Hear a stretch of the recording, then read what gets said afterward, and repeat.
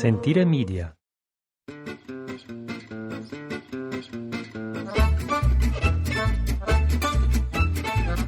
All right, here we go. We fire up the mics again to do a podcast. This time on the 9th of March at 7:45 in the morning. Thank you for downloading this. I'm Jason. Ciao, I'm Ashley. Together we run, own, and operate La Tavola Marche, a little agriturismo down a crappy, hole-filled dirt road in the middle of paradise. We call it Piobico, Italia. We haven't done this in a while because we don't. I know. Well, you guys know we're inconsistent. Keeping it up. But when we do fire up the mics, we try to bring the energy. Yes. And I'm full of energy today because it is a beautiful sunny morning, unseasonably warm. We have had spring-like conditions. We haven't had rain since I can't remember. Neither can I. It's not to have dead air. I cannot remember the last time we had real rain either. Sometime in January. Yeah, it's been very, very warm. In fact, it was windy the other day, and we saw dust. What do you call those? Where the dust swirls up. Exactly. It was like, this is summer dust. Like, we shouldn't have this much dust right now. I know we're talking too much about the dust. Well, it's just so dry. It is so dry. It's just so dry. It's so dry that our farmer down the road, the road after our house fell out, and you can only pass it if the river is really low. You just kind of go across a field in a four-wheel drive vehicle, and you go through the river, and you just kind of cut out the part of the fallen road.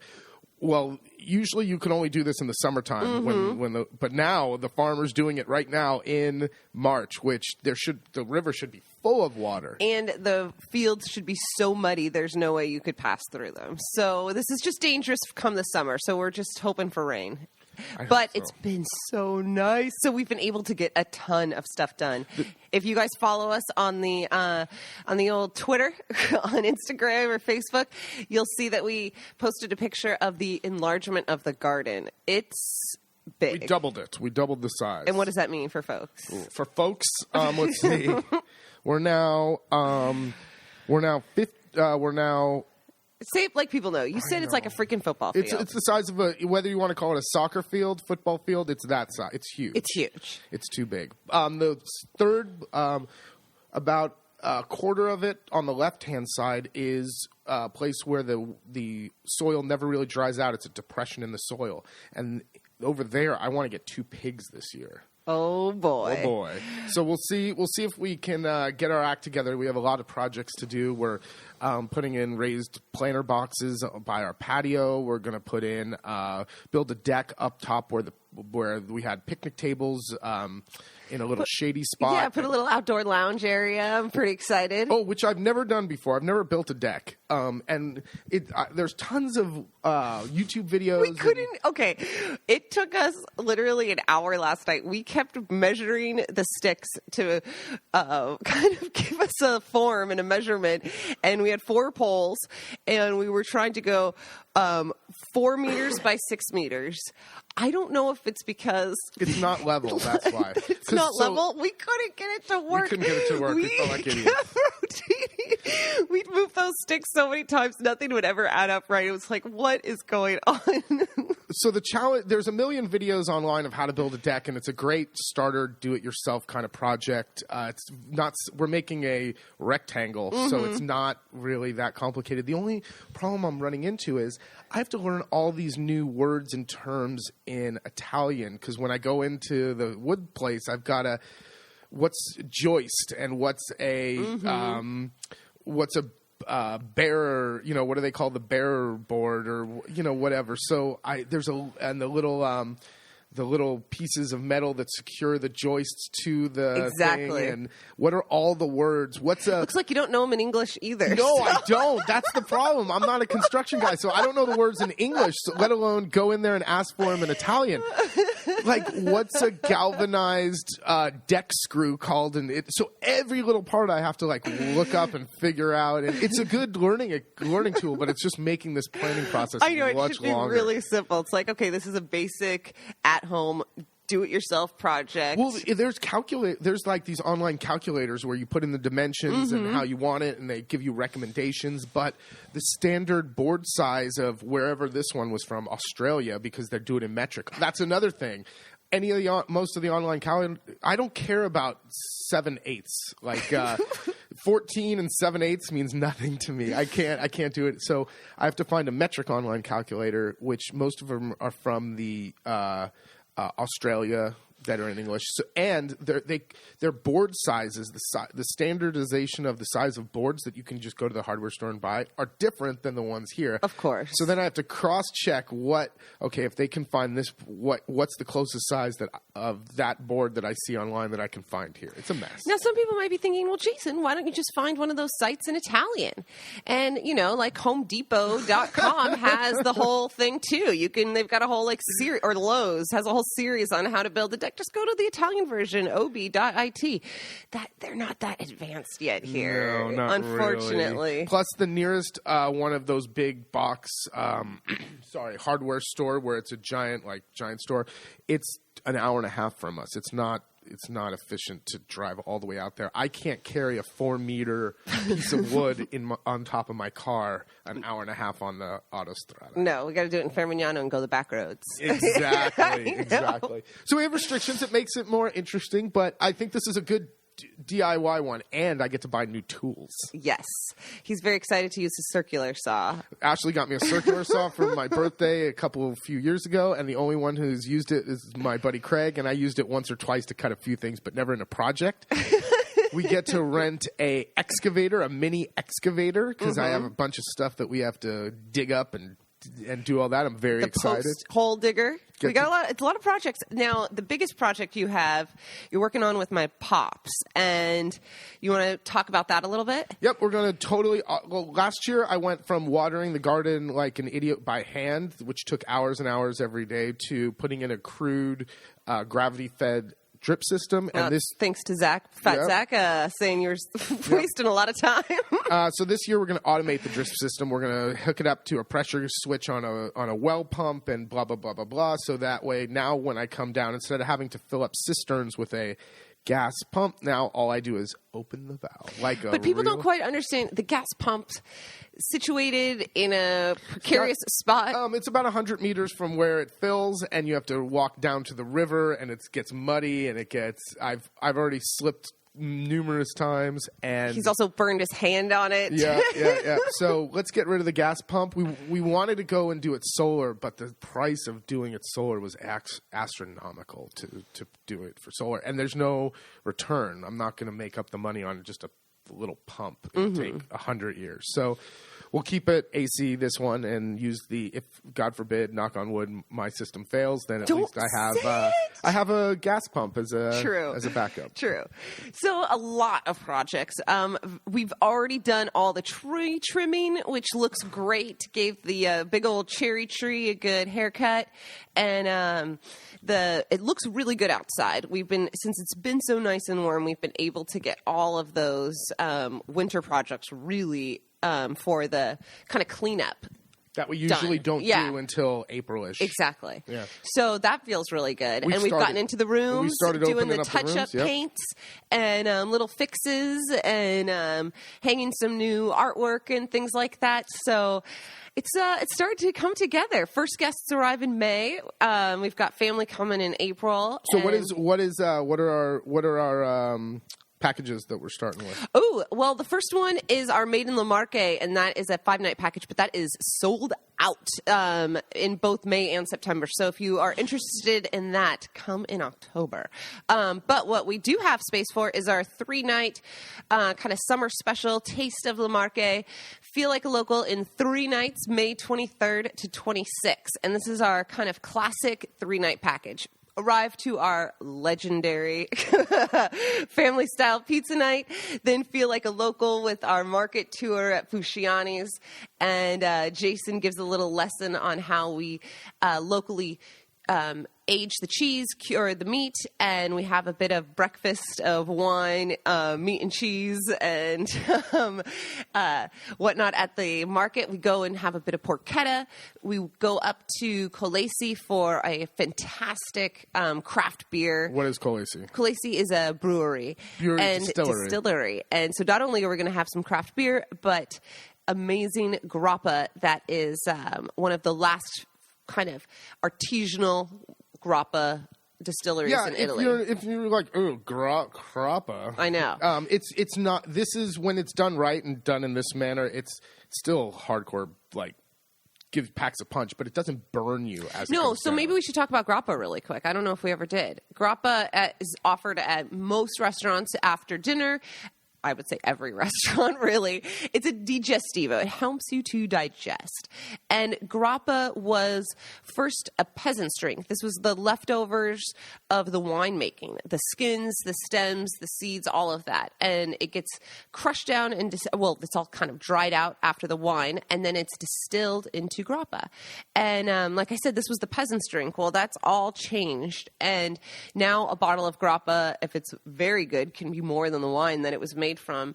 And most industrial grappa is made by going around to all of these different wineries and saying, give me your spent grapes, give me what you got, and they just mix it all up. And that is the kind of the harsh firewater grappa that you have. Now, Colesi and the artisanal way is done by doing their grappa by the grape. So they have about a dozen different types of grappa, and it's Lacrima, which is a local red here, Verdicchio, a local white, Montepulciano, a Brunello, a Amarone. They have, so each one has its own distinct, it's still strong, it's still going to put some hair on your chest, it's still going to help you digest at the end of the meal. But it's smooth. It's a lot smoother. And it has character. Exactly. And so it's really interesting. They even have one in Barrique. That's been aged in barrels for 5 years. So for that Scotch whiskey guy, people really enjoy that woody flavor. It's got the wood. It doesn't have the turbato. It doesn't have the that the whiskey has. Exactly. But it does have the smokiness. Yeah. Which is really nice. And then we go and have this huge lunch at Acqua Partita, Hunter's Hideaway, and we eat till we're just stuffed. Going back to Colesi, one of the best things I think they make is gin. Oh, they do. We do. I force the gin on everyone when we're there. We have a ton of juniper in our area. Like, if you walk behind our I've told this stupid story about how they told us you can collect the juniper and you can make money. And I'm like, oh, money, really? And they're like, yeah, 20 euros for 100 kilos. Because awesome. There's juniper everywhere. There's juniper everywhere. And they make a gin that is it has such a great juniper I never was a gin person or like, oh, you got to get into this gin. But it's true. The juniper flavor is just so kind of bright, and then it has a hint of lemon, and it's just fantastic. I think I might. I don't really drink that much. I think I might turn into a boozer this. Get summer. Into a little gin and tonic. Gin and tonic. I like it. I like it. I'll do it for you. Okay. So it's great. Colesi's a really cool spot. Then, like I said, we go to the Hunter's Hideaway for lunch. Come back, have a nap, relax, do a little Italian quiz night, and the next day have a farm-to-table 4-course dinner party cooking class. And so it's a nice little 3-night getaway. Lots of going on. Yeah, exactly. Lots of going on. It's a real taste of Le Marche in 3 nights. And we're doing that in May, the 23rd to the 26th, and August 22nd to 25th, if you're looking for a short getaway out here during the basically summer. All right. You skipped a huge thing, though, for what we're about to do in the getting ready in our projects is Agra Umbria. Oh, yeah. This is what Jason is so excited. One of the largest agricultural expos in central Italy is in Bastia Umbria, which is a couple hours from our house. And I miss it every year for one reason or another. We've been a couple of times, but it's awesome. It's huge. They have everything from live animals to they put on shows like the most beautiful. They have an auction for like the best cow. They auction animals. You can go and buy small farm animals like different birds and pigs and all that kind of stuff. They have giant tractors. It's truly a huge expo with all the vendors and all the thing. And it's the only way you can. if I want to go get chickens, I can get our local chickens, and you go to the hardware store. But if I want like chickens from Livorno, the Livornese. Wait, you just passed over that. Sorry. Because for most people, that's the most hysterical thing. That you just go to the hardware store. Oh, well, you could go to the hardware store. You can go to this crazy guy up in a Pecchio. He'll sell No, but that you just asked for chickens. Like, people always say, what do you get? And it's like, we just ask for hardware store chickens. Oh, they're I don't know. called comune. Like, they're Just the ovaiole local- comune. Yep. They're the local You can get, from the hardware store, you can get geese and ducks and swans and almost anything. But you can only get the ones from around here. If you want a Livornese or you want the fancy ones with the feathers on their feet, I don't know their name. You have to go to one of these kind of expos, or you get to drive to Livorno where they have the Livornese and buy them there. So every year I miss out. Just like cheese. Just like the cheese. Exactly. Just like the cheese. So every year we miss out. And this year I am determined. And we're going to get the fancy feet chickens. And Gaji thinks it's just to, we're spending money to give the fox better food. yeah, he said, the fox, so you can have the fox eat fancy chickens this year instead of the regular ones. But I'm excited. And it's We want to get a mix of, fancy feet, some fun ones. Well, the thing is, what about the like miniature ones? okay, we have a hen house that can only support probably about 18 hens. Mm-hmm. The ovaiole, or the egg layers, they lay They eggs. take precedence. So if we get more fancy ones than we have Or the egg funny. layers or funny ones, you're not going to have any eggs. All right. So you're going to be feeding chickens. At least the chickens give us eggs for the destruction that they do to our herbs and the poop. and the poop everywhere. Yeah. So, but I am excited to go check it out. We'll take a bunch of pictures, and I'm sure Ashley will do a whole thing on it. Where is it located? Bastia Umbria. So not far from there is just outside of Bastia Umbria. If you kind of come back north towards our direction and towards Perugia, just outside of Perugia. Is Bastia Umbria south of Perugia? Yeah, Oh, I didn't know that. I think so.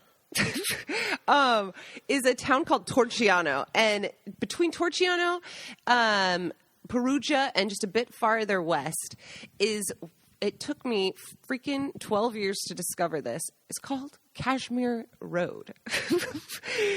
Oh my God. This is where all the cashmere sweaters, outlets, shops, everything from super high-end luxe, where it's ridiculous to buy a sweater for 5,000 to 7,000 euros, to the little places where they're making it right there, and you can get a gorgeous sweater that's thicker than you can imagine for $80. Well, here's what we didn't realize, that the classic pieces, like if you go into one of these super swanky shops and they just have a classic cashmere sweater, they don't make that.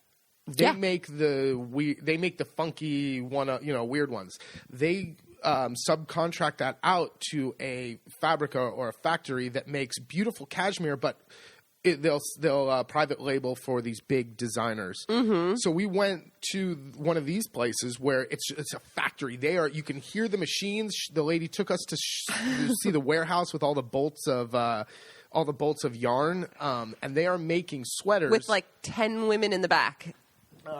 They have 10 women, like 4 of them are making the sweaters, a couple of them are like doing the last pieces, and there was 2 ladies ironing them all at the end. Yes, it was great. It was great, and the giant machines and the sound of it. I love all the mechanics of it. But this beautiful, heavy cashmere sweater, and it was 80 euros. And why? Because it doesn't have a label. Like, it's not labeled. It's just a classic cashmere sweater. So go ahead. Sorry. No, I just had to share it with you guys, because if you're on your next trip planning to Italy, check out Research Kashmir Road. I'll have to end up doing a blog post. I'm thinking about putting a package together in the fall of cooking in cashmere, because it is just really... for a sweater girl like me, I was so excited. I took off my coat and hat and scarf, put down my bag, and told Jason, I'm going to be here a while. I was like, you can either go sit in the car, take a drive, but I will be here for a while. I'm going through this. Now, that was the one that was the factory with Yes. the little showroom off to the side. Then Nothing exciting in that showroom. It was just like Classics. flashy. Yeah, just classics and classic scarves, classic sweaters, classic, what do you call this thing I'm wearing? yeah, cardigan. Cardigans. Oh, I'm not wearing a cardigan. That's not what it's called? What do you call it for guys? It's called a cardigan. No. But then there's also ones like the Prada, just the Prada factory, where it's just their ridiculous stuff marked down, whatever. Exactly. Yeah. But definitely worth a trip. It's only about an hour and a half drive from our place. If you're staying with us, or if you're near Assisi, Gubbio, anything like Umbria. that, it's in Umbria. Yep. Southern part of Umbria. Check out just around Perugia, Kashmir Road. Oh, speaking of roads, we get a lot of questions about driver's license and international driver's licenses, and if they're necessary, if they should get them. Let's talk about it for a second. Years ago, when we first moved, when we very first came to Italy, of course, when we traveled, we had an international driver's license. We followed Rick Steves. He said, wear a money belt. Jesus. Don't go to Napoli and get an international driver's license. Okay, now I'm going to go to Napoli. It's amazing, interesting city. Don't wear a money belt. Are you in the third world? Just don't be an idiot. Don't flash money around. And what was the third one? The international driver's license. And now... Yeah, now you have to. So for, I don't know, the last dozen years, I would say, if people asked, it was like, no one's asking for it. They don't look at it here in Italy. Whenever we've been pulled over just for a check or something, they never asked for an international driver's license with or without a rental car. Rental car companies never, because we, until recently, didn't have Italian driver's license. Correct. So it wasn't a problem. Well, about a year ago, we started having guests who were having some problems at the rental car agency, and one in particular, and her story is amazingly Italian because she'd been here even to our house a dozen times, never a problem with the international driver's license. She's at Rome. She goes to pick up the car, and they say, where is this document? And she said, I don't have one. I've never needed one. Well, they told her, there's no way we can rent you a car without one. I'm sorry, we're canceling your reservation. She was first in shock, but because it's Italy, and like I said, she's been here many times, she was smart enough to walk literally next door to the next rental car company and try to rent a car there. They never asked for the international driver's license, gave her the keys, and off she came. So it totally depends on the rental car company. Recently, we had some guests, and I was with them when they went to rent a car here, and I asked the guy, what's the deal? What's the law? Is it a law? Do you have to have it? He said it's not a law that you must have the international driver's license. However, a lot of rental car companies are now asking for them because it is a way that they're able to easily standardize the information on your driver's license. So it's where they can very easily see your date of birth, the driver's license number, and it's all in a standardized form on your thing, so they don't have to know how to think speak about it. English. Every state has a different driver's license in America, so they all look totally different. You don't know where to look. Where does it say it's expired? Where's your date of birth? That kind of thing. So it's really, at this point, I would now say spend the $15. Which is interesting. You're right. America, all driver's license, there's no standard, like sometimes the photos on the left, on the right. Europe, they all look the same. Whether it's France, Germany, Italy, they all look the same. So I would definitely suggest spend the $15, take the time off lunch for... You might even be able to do it online now. I don't even know. I don't know. It's normally had been through like AAA. Yeah. But definitely do it. It'll just save you a hassle when you come. It's Murphy. Of course it is. If you don't do it, you need it. If you do it, you'll never take it out of your pockets. Exactly. So there's our 2 cents inside scoop on the Italian driver's license kind of status going on right now here. Oh, another thing that's going on. This is the top. This has nothing to do if you don't live in Italy and do business here, but I think it's kind of interesting. So Italy has rolled out this year what they call a digital or electronic fatturas. A fattura is a fiscal invoice that you can use to submit for your tax liability at the end of the year. Well, Italy has gone to a digital version of this. You get a secure email address and you get a number like and you get a QR code. Yeah, you get a QR code, and what it's supposed to do is basically streamline the process. Before, when you bought something and you asked for a fiscal invoice, the seller had to fill out a form in a certain Whoa, did you hear all those birds? No. Sorry, in a standardized, in a standard way with your tax identification number, blah, blah, blah, blah, blah. but it wasn't digital. So until everyone submitted that information to the state, they didn't really know what was going on. Well, now the state got wise and finally did this digitally. So now they can see what's going on, the transactions immediately, right? Exactly. However, it's become a mess. It was supposed to happen on January 1st. No one did anything about this until last month, right? Mm-hmm. We started... All the grocery stores, all the gas stations started having to fill out the forms. There's no, for instance, when you go, if you were buying gas for the car and it was to write off and you wanted to use it as an expense for your taxes, there was a little booklet you had. And you went up to the guy and he filled it out and stamped it with his stamp from the thing, and then you submit that. Now you go on to a app. The only problem is every gas station has a different app. Every gas station has a different app. So now I have like 7 gas apps on my phone, and I have no idea. They're all different. Of course, one of them I still can't get to work because it won't take my my fiscal code, and it's like, oh, everyone is having problems setting up these. Now it's only for business-to-business transactions in Italy. If I buy something in Germany, no one cares. When you come here and stay at our place, you're not going to have to do any of this mess. But it's just not being rolled out very well. It's not going very well. One thing I have noticed, I was just going to say, what's going to happen next? It's turned everyone back into black, meaning doing things in cash. Why? Because it's a hassle now to do this electronic thing. These little shopkeepers don't trust they don't like it. No. So I've noticed in the last month, a lot of people... Like hairdresser, now they don't take credit cards at all. It's in the last 5 years or so, it's been going the other way, more towards the legit. With credit cards and all of that stuff. And now it just in the last 2 months I've had asked 3 times, hey, do you want to pay cash? and without a fiscal receipt. Yeah. 3 different people that I go to all the time. So it's going that direction again. It's interesting. It's interesting how they try to move forward. What's the word I'm trying to look for? It's totally unproductive in a way. At the same time, like. Well, they're trying to make it.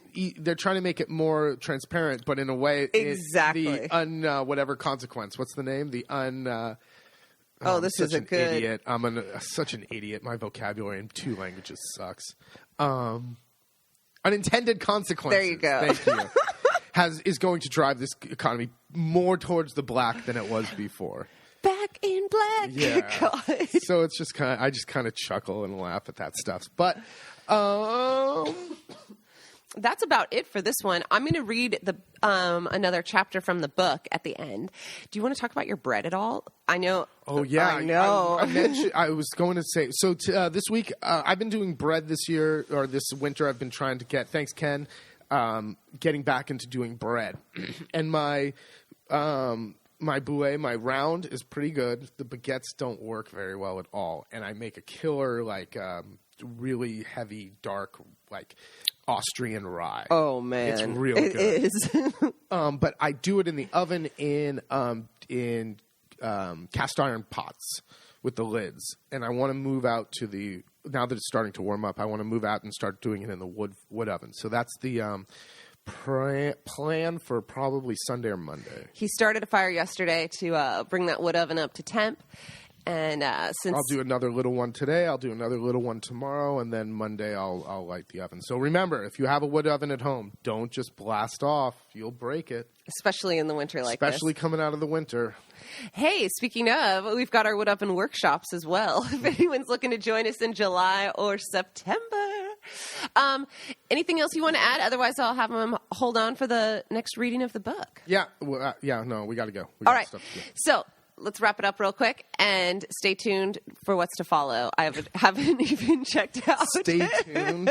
Well, no, if you want to stick around for the reading. This is 1978. Stay tuned now. We're 1965. All right. Next, stay tuned for Ashley. She will read her book that will never see the light of day. Exactly. You know where to find us.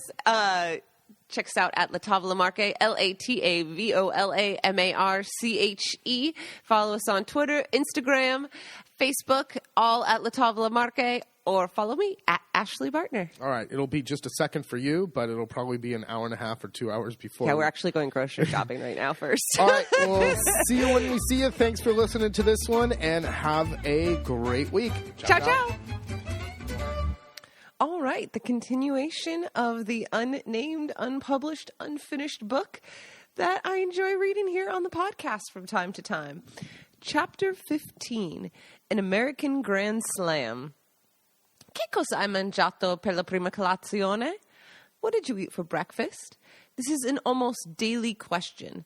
I don't know if it's a setup for a joke, but all eyes eagerly await the answer every time we're asked. With smiles growing as we start with, cereal? Which is true, I'm a cereal lover, but they press harder, not satisfied with boring old cornflakes. Is that all?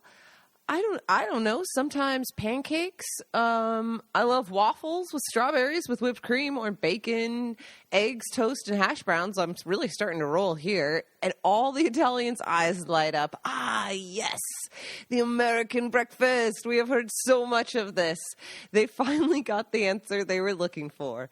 The Denny's Grand Slam. All nodding in agreement that this is what they thought we must eat every day for breakfast. Italians are in general fascinated and underwhelmed by the American diet. Certain we live off hamburgers, hot dogs, and Coca-Cola. Inglese? English? Inglese? English? We are frequently asked by the Marchigiani. Our curious accent shoots up red flags for sure. Proudly I state, no, siamo Americani, to which they simply reply, ah, meglio, better. Never did I imagine that we'd become more American moving to Italy, embodying the great American spirit of we can do anything we put our minds to. Known throughout our valley as the Americani, it's only us out here, the American ambassadors to La Marche.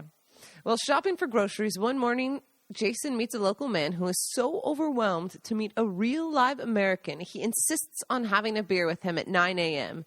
and recounting stories of World War II and the Americans liberating Italy. I'll never forget Jason coming home that day.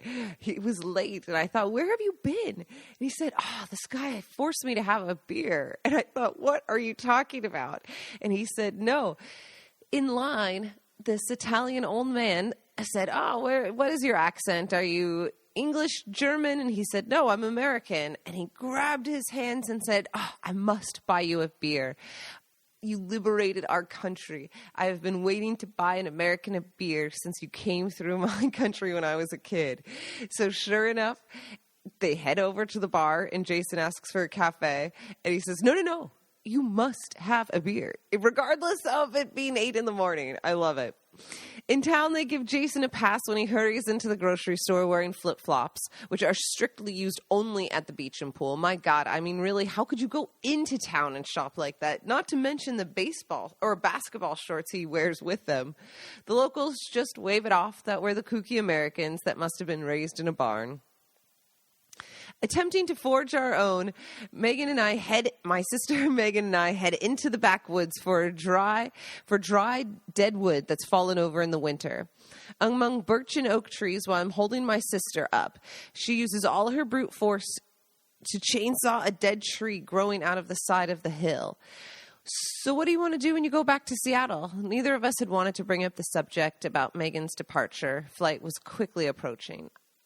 I don't know, maybe, I was thinking, I don't know. In classic Megan form, she tried to answer the question.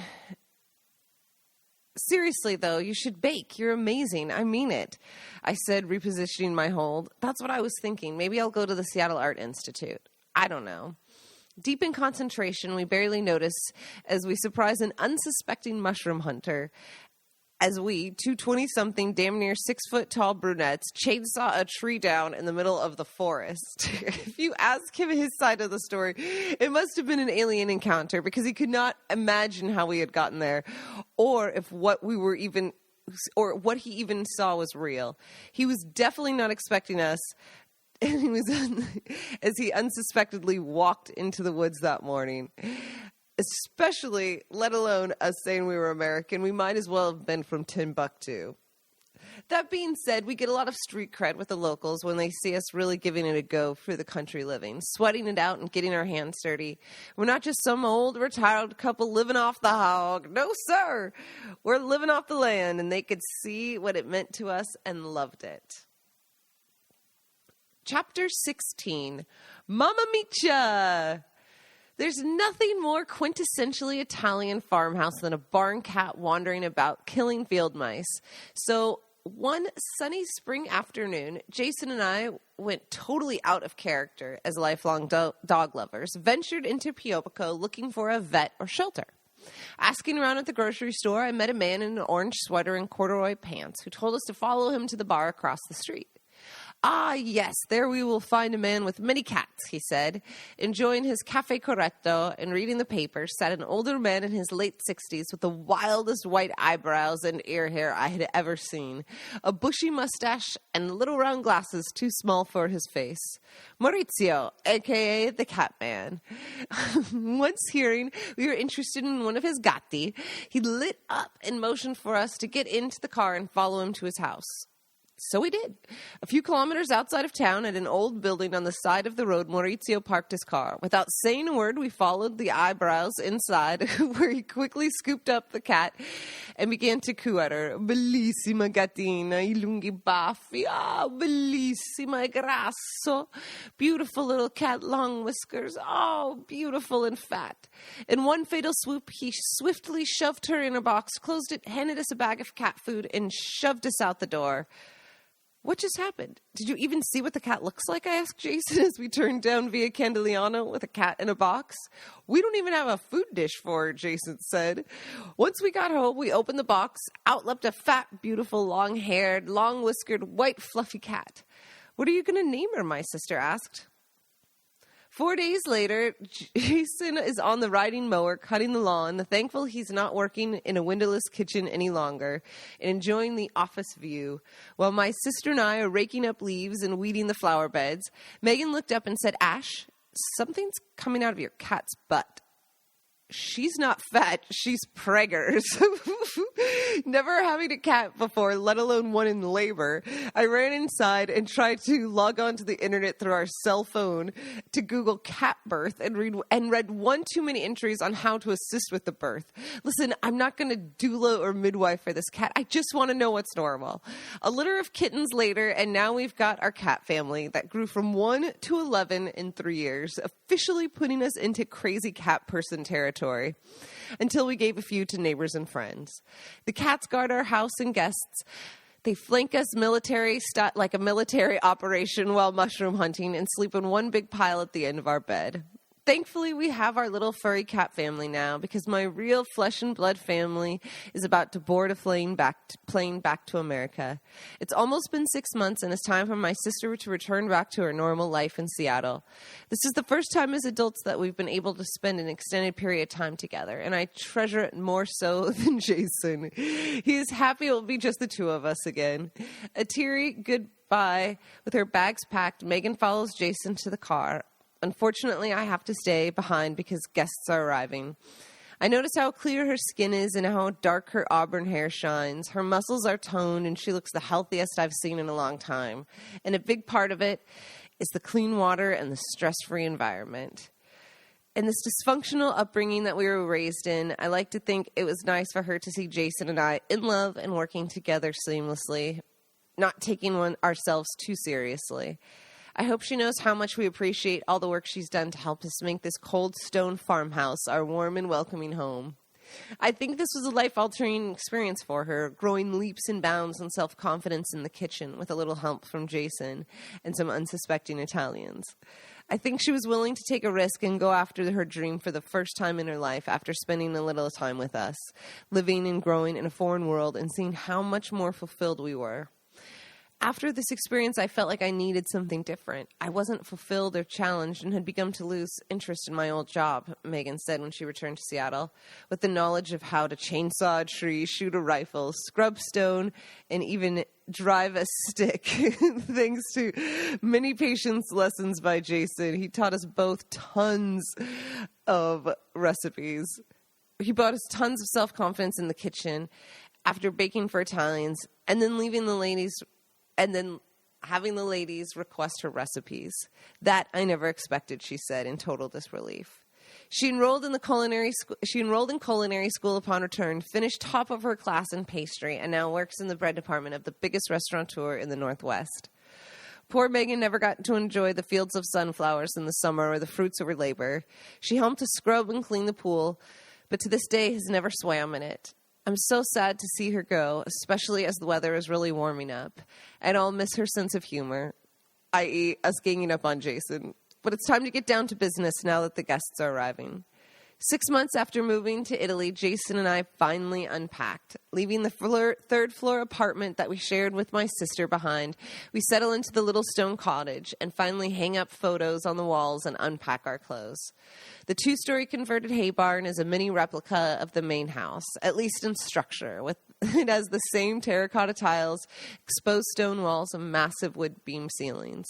The double doors open into a kitchenette and an old chubby cast iron potbelly stove. Half the walls have been plastered over the stone with a pale pink hue that glows softly in the evening light. Up the cutout wooden ship steps is our bedroom with a view of the woods behind the house and a balcony overlooking the creek, apple and cherry trees in the front yard and castle ruins of Monte Roberto. It's a hell of a lot better than the back-end view of our laundromat like before in Brooklyn. This is where I find Jason cutting a hole in the wall to install a cat flap. It's kind of ironic because we have all this space, a huge house, more land than we know what to do with, but this cute little cottage is literally no bigger than our apartment in Brooklyn was. Neither of us care, though.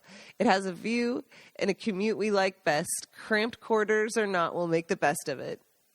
Guests slowly begin arriving one by one. Jason and I get into an efficient groove of our own without relying on a third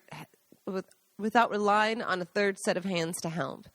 Grating golden chunks of nutty Parmesan while the salted water is boiling, Jason fishes a long strand of tagliatelle out of the steam, rips it in two, shoving half in his mouth and tossing the other bit into mine while our hands are full. Okay? He checks my opinion. Yep. I nod. In one smooth motion, Jason scoops the pasta with a basket strainer, dumps it into the pan, ready to go with artichokes and fava. I run for the pasta bowls just in time as he's ready to start plating, drizzling golden olive oil over the top of each dish as they're ready to be served. More and more, we see the familiar face and menacing smile of Dr. Gaji. Come on, Jason, we are going to go build some steps down the hill today. Just like that, the plan for the morning changes, and Jason happily sets off to work with the curmudgeon finishing his cappuccino and grabbing his work boots. I look at the only clock in the house and notice it's 7:20 in the morning.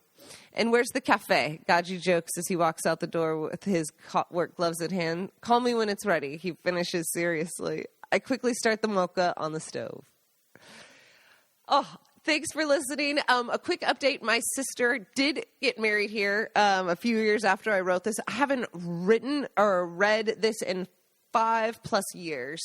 So thanks for bearing with me as I fumble through it. And yes, my sister did come back. She got married here.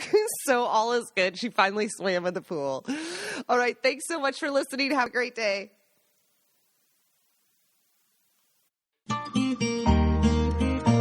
Sentire Media. Hey, podcast producers and show hosts. Do you want to join a podcast network that celebrates all things Italian? At Sentire Media, we understand the allure of Italy and its unique culture. Our devoted team of hosts and producers are all driven by their shared passion for Italy. and we work tirelessly to create the best lifestyle podcasts and content that will whisk you away to the very heart of Italy. With us, you can savor the mouth-watering flavors, get lost in the stories from the past, break down the cultural barriers, and truly immerse yourself in the vibrant traditions of this intoxicating country. If you have a great podcast idea or are already in production and would like to join Sentire Media, head over to sentiremedia.com, that's SENTIRE media.com, and find out how to submit your show.